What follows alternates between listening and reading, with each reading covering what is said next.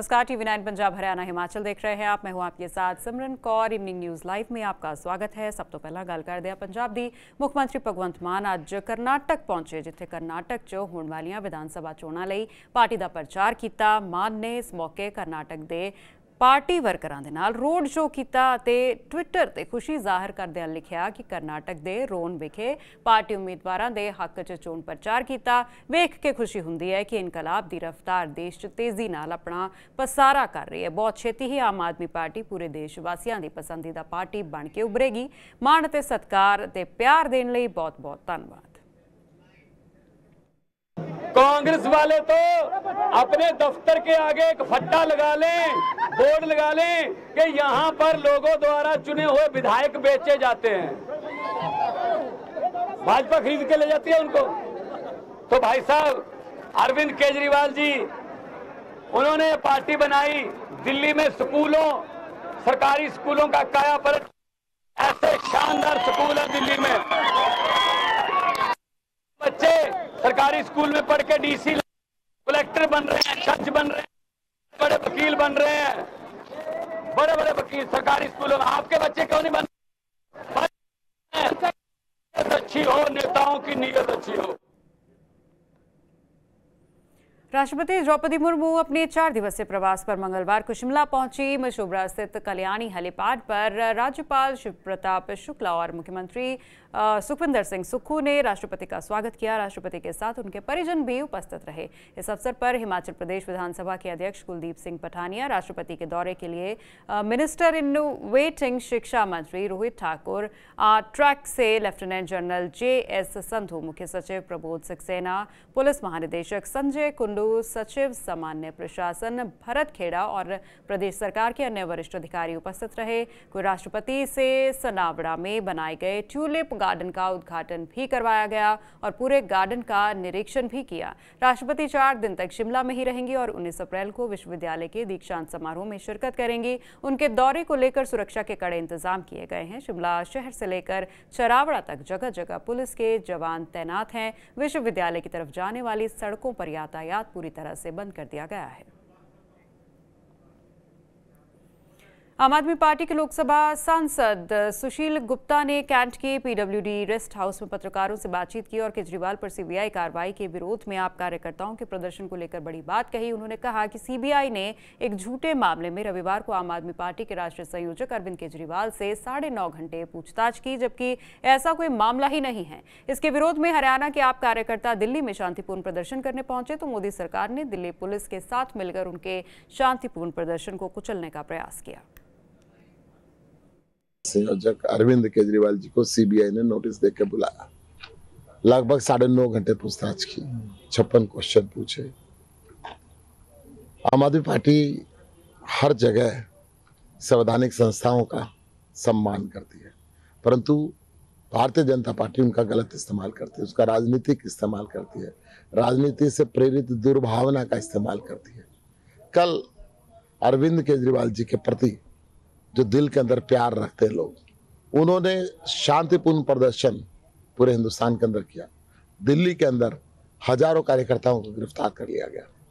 पंजाब के, दिल्ली के कैबिनेट मंत्री, सांसद सड़क से घसीट के उठाया गया, जो शांतिपूर्ण तरीके से बैठे थे, प्रदर्शन भी नहीं कर रहे थे CBI ऑफिस के बाहर।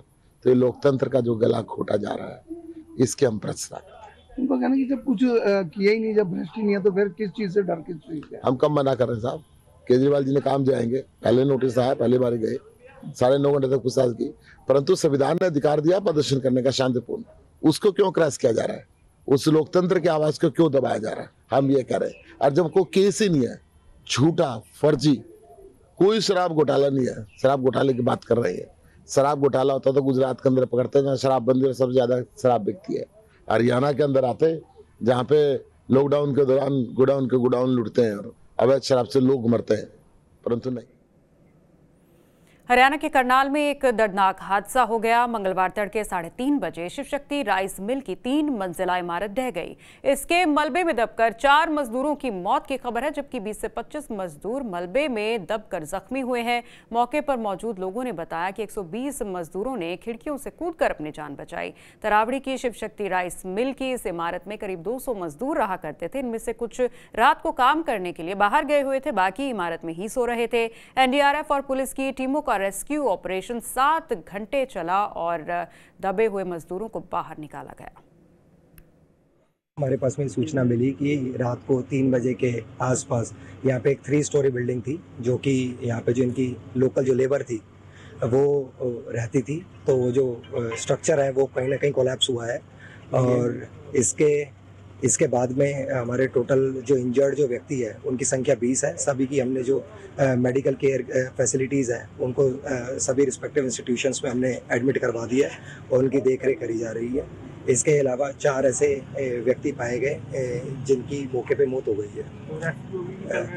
रेस्क्यू अभी भी चल रहा है, पर हमने जो भी इंडिविजुअल्स यहाँ पे रहते थे उनको अकाउंट फॉर करा है, और जो यहाँ पे जो ठेकेदार थे उनके माध्यम से जो हमको सूचना मिली है तो सभी अकाउंट फॉर कर लिए गए हैं। टोटल 24 अफेक्टेड पर्सन्स थे। बाकी जो 150 के आसपास टोटल लोग यहाँ पे रहते थे, उसमें से बाकी लोग तो पीछे के जो खिड़कियाँ थी और वहाँ से उन्होंने एस्केप कर लिया टाइमली। तो बाकी 24 में से 20 are injured and 4 are dead. Jalandhar उपचुनावों के लिए बीजेपी का प्रचार करने मनजिंदर सिरसा जालंधर पहुंचे और जमकर आम आदमी पार्टी सरकार पर निशाना साधा। उन्होंने कहा कि पंजाब में कानून व्यवस्था चरमरा गई है। साथ ही अमृतसर गुरुद्वारे में हुई घटना पर भी अपनी प्रतिक्रिया दी। देखिए, श्री दरबार साहब में जब मत्था टेकने जाते हैं तो वहां का एक डेकोरम है, एक सैंटिटी है जो कि मेंटेन करनी सभी श्रद्धालुओं के लिए जरूरी है। लेकिन जिस तरीके से वहां पे सेवादार ने जो उनका रवैया था वो बहुत ही बुरा था, उसका हम कड़े शब्दों में निंदा करते हैं। और खास तौर पर यह कहना किसी को कि ये देश इंडिया है, इंडिया नहीं है, ये बुरी बात है, क्योंकि हमारा देश है और देश में ही ये प्रदेश है, और प्रदेश में इस तरह की बात खड़े होकर कहना, मैं इसकी भी कड़े शब्दों में निंदा करता हूं।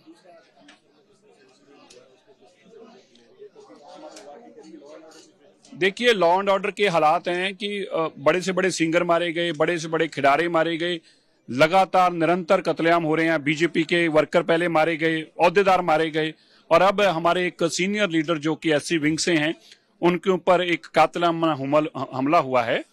मैं ही मानता हूं कि ये किसी तरीके से कॉन्ट्रैक्ट किलिंग की तरफ ले जा रहा है, क्योंकि ना तो उनका कभी किसी के साथ कोई निजी तौर पर ऐसी रंजिश रही है और ना ही कोई ऐसी संभावना थी। ये पर्पसली किसी कॉन्ट्रैक्ट किलिंग के तौर पर किया गया है। पंजाब सरकार नाकाम हुई है, टोटल विफल हो चुकी है। लॉनेस है, यहाँ पर कोई कानून नाम की चीज नहीं है। यहाँ गुंडों का राज हो गया है, गैंगस्टर्स का राज हो गया है। और तो और कि आम आदमी पार्टी के नॉमिनेशन आज जब होने जा रहा था, उसी में ईंट बट्टे चल रहे थे, लोग एक दूसरे को मार रहे थे, खूनो खून कर रहे थे। इसलिए पंजाब दिल्ली से चलाया जा रहा है, जो अरविंद केजरीवाल रिमोट से सरकार चलाने की कोशिश कर रहे हैं, उसका खमियाजा हम पंजाब के लोग भुगत रहे हैं।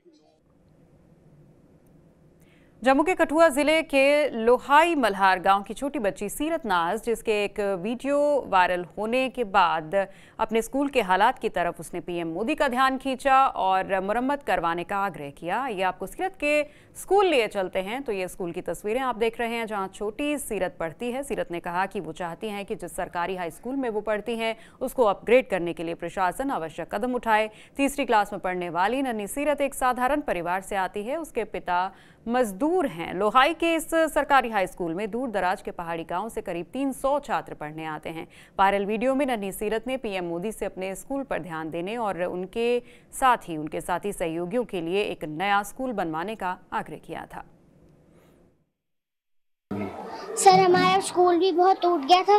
देखो, हमारा फर्श भी बहुत टूट गया और सीढ़ियाँ भी बहुत गंदी हैं, इसलिए हमारा स्कूल टूट गया। इसलिए हमने मोदी जी से रिक्वेस्ट की थी, इसलिए हमारा स्कूल ताकि नया बन सके, ताकि हम अच्छे से पढ़ाई कर सके और हम IAS ऑफिसर बन सके। हमें बहुत मुश्किल होती थी, इसलिए हमने मोदी जी से रिक्वेस्ट की थी ताकि हमारा स्कूल अच्छा बने और हमें डेस्क मिले। सो वो सबकी सुनते, पूरे देश की सुनते, इसलिए मेरी भी सुने, उन्होंने सुन ली।